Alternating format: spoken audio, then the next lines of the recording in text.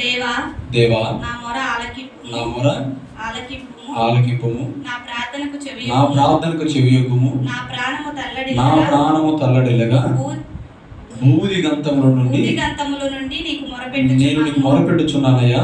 నేను ఎక్కలేనంత నేను ఎక్కలేనంత ఎత్తైన కొండపైకి కొండపైకి నన్ను ఎక్కించుకుంటాను. దావీదు ఏం చేస్తున్నాడంటయ్యా, నేను నీకు మొరపెట్టుచున్నానయ్యా, నేను ఎక్కలేనంత ఎత్తైన కొండను నన్ను ఎక్కించయ్యా అంటున్నాడు. దావీదు ఇది ఎంత వయసులో ప్రార్థన చేశాడు అంటే యవ్వన దశలో చేశాడు. ఎప్పుడు? ఏదో ముసలోడు అయిపోయినాక, ప్రభువా నేను ఎక్కలేకపోతున్నాను, నా కోపిక తక్కువైందయ్యా, నువ్వు నన్ను ఎక్కించు ఆ కొండ అని ప్రార్థన చేయట్లేదు. కానీ అతడు యవ్వనస్తుడై ఉన్నప్పుడే ప్రార్థన చేస్తూ ఉన్నాడు. ఏమని? అయ్యా నేను ఎక్కలేనంత ఆ ఎత్తైన కొండను నువ్వు నన్ను ఎక్కించయ్యా అని ప్రార్థన చేస్తున్నాడు. అయితే ఈరోజు మనం ఎలా ఆలోచించాలంటే, ఆ రోజు ఆ దావీదుని చాలామంది అన్నారంట, ఏమనంటే ఊరే, నువ్వు ఎక్కలేవు అని నీకు తెలిసినప్పుడు అది ఎక్కాలి అని ఆశ రావడమే పెద్ద సేపు. ఎందుకు? నువ్వు మొయ్యలేనప్పుడు అంత భారం నువ్వు ఎత్తుకోవడం ఎందుకు? మొయ్యగలిగినంత ఎత్తుకోవచ్చు కదా, తప్పుడు ఉన్నంత వాడికి కాళ్ళు ముడుచుకోవచ్చు కదా, ఇంకెక్కువ సాపడం ఎందుకు? ఇబ్బంది ఎందుకయ్యా? నువ్వు ఎక్కగలిగితే ఎక్కువ, ఎక్కలేనప్పుడు మానుకో, అంతేగాని ఎక్కలేనయ్యా కానీ ఎక్కించయ్యా ఎందుకు ఇవన్నీ? అవునా?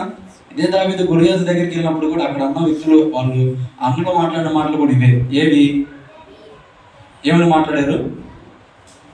చెప్పాలి. ఏం మాట్లాడారు? నీకెందుకురా ఇవన్నీ ఆ గొర్రెలు కాసుకోక, ఇక్కడ మేమే ఏం చేయలేక చేతగాక చేతులు ముడుచుకొని కూర్చుంటే నువ్వెంత నీ వయసు అంతా ఎగేసుకొని వచ్చేసావు అని మాట్లాడారు. ఎవరిని? దావీదుని. అలాగనే ఎక్కలేని ఎత్తైన కొండ నేను ఎక్కాలి అని దావీదు ప్రార్థన చేసినప్పుడు ఆ మాటలు విన్న వాళ్ళందరూ కూడా ఇలానే అన్నారు. నువ్వు ఎక్కలేవు అని తెలిసినప్పుడు ఆ ప్రార్థన వెర్రి ప్రార్థన కదరా, అడుగునప్పుడు ఆ ప్రార్థన ఎందుకు చేస్తున్నావు? అసలు ఏసైంది దేవుడు నువ్వు ఎందుకు అడుగుతున్నావు ఆ మాట అని అంటున్నారు. ఓ భక్తుడు అన్నాడు, ఆశ లేని వాడిని దేవుడు కూడా ఆశీర్వదించలేడంట. ఏంటి? ఆశ లేని వాడిని దేవుడు కూడా ఆశీర్వదించలేడంట. ఏంటి ఆశ అంటే, నేను చేయలేనిది నా దేవుడు చేయగలుగుతాడు, నేను ఎక్కలేనిది నా దేవుడు ఎక్కించగలుగుతాడు అని ఆశ మనలో ఉంటే మన ఆశ భంగము కానేరదు.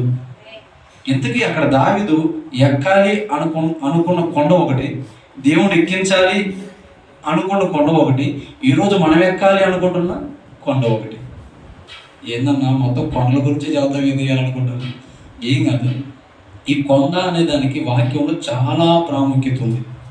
ఏంటిది? ఈ కొండ అనే ఈ యొక్క పదానికి ఈ పరిశుద్ధ గ్రంథంలో చాలా విలువ ఉంది, ప్రాముఖ్యత కూడా ఉంది. అవునా? మనం చూస్తే బైబిల్ గ్రంథంలో చాలా సార్లు దీని ప్రస్తావన ఉంటుంది. దేని ప్రస్తావన? కొండ. అసలు ఈ ప్రార్థన అయితే ప్రతి క్రైస్తవునికి గుర్తుంటుంది. ఏ ప్రార్థన? నేను ఎక్కలేనంత ఎత్తైన కొండ నన్ను ఎక్కించయ్యా అని. మనం చెప్పుకున్నాం ఏమనంటే ఓ 3 కొండలు. ఏంటి అంటే, దావీదు ఎక్కాలనుకున్న కొండ ఒకటి, దేవుడు ఎక్కించాలనుకున్న కొండ ఒకటి, ఈరోజు మనం ఎక్కాలనుకున్న కొండ ఒకటి. 3 రకాలైన కొండలు ఉన్నాయి. మొట్టమొదట దావీదు అక్కడ ఉన్న చిన్న చిన్న కొండలు ఎక్కాలనుకోవాలి. ఒక పెద్ద కొండ ఉంది, ఆ కొండను ఎక్కాలనుకున్నాడు. అర్థమవుతుందా? చిన్న చిన్న కొండలు అయితే అక్కడ చాలా కొండలు ఎక్కేసాడు, సింహాలని ఎలుగుబంటుల్ని చంపేశాడు. కానీ ఈ కొండలు కదయ్యా, ఓ పెద్ద పర్వతం కొండ ఉంది కదా, ఆ కొండ నేను ఎక్కాలి, నేను ఎక్కలేనయ్యా నన్ను ఎక్కించాయని ప్రార్థన చేశాను. ఈరోజు మనం కూడా నిత్యము ప్రార్థన చేస్తాం. ఏంటిది? నిత్యము కూడా ప్రార్థన చేస్తాం కొన్ని కొండలు ఎక్కాలని. ఏంటి ఆ కొండలు అంటే, అప్పులు అనే కొండ ఒకటి. ఏంటిది? ఏంటిదమ్మా? అప్పులు అనే కొండ. మనం అనుకుంటాము, ఆ రోజు దావీదు అనుకున్నాడు ఏమనంటే, నా బ్రతుకు కాలంలో నా జీవితం అంతా ఏ రోజైనా నేను ఈ కొండ ఎక్కగలుగుతానా అంటే, నేను ఎక్కలేనయ్యా, నువ్వు ఎక్కిస్తే ఎక్కుతానయ్యా. అట్లాగని ఈరోజు మన ప్రార్థనలు కూడా ఎలా ఉంటాయంటయ్యా, నా జీవితంలో ఈ జన్మకి మాకు ఈ అప్పులు తీరతయా? కష్టమే ప్రభువా, నేనైతే ఈ కొండ ఎక్కలేను కానీ నువ్వు ఎక్కించయ్యా. అవునా? ఏంటిది? ఏం కొండది? అప్పుల కొండ. ఈరోజు ప్రతి క్రైస్తవుడు చేసే ప్రార్థన ఏంటంటే 90% మంది, అయ్యా నా అప్పులు తొలగించు, నా అప్పులు తొలగించు, నా రుణభారం తొలగించు. అయితే యేసయ్య దీన్ని తీసివేయగలుగుతాడా లేదా? మనకి భారమే అది, మనం ఎక్కలేము దాన్ని, కానీ యేసయ్య ఎక్కించగలుగుతాడు కదా. కాబట్టి దేవుడు మీ మీద ఉన్న ఆ రుణభారంలో తొలగించును గాక. ఆమేన్. ఇంకో కొన ఉంది.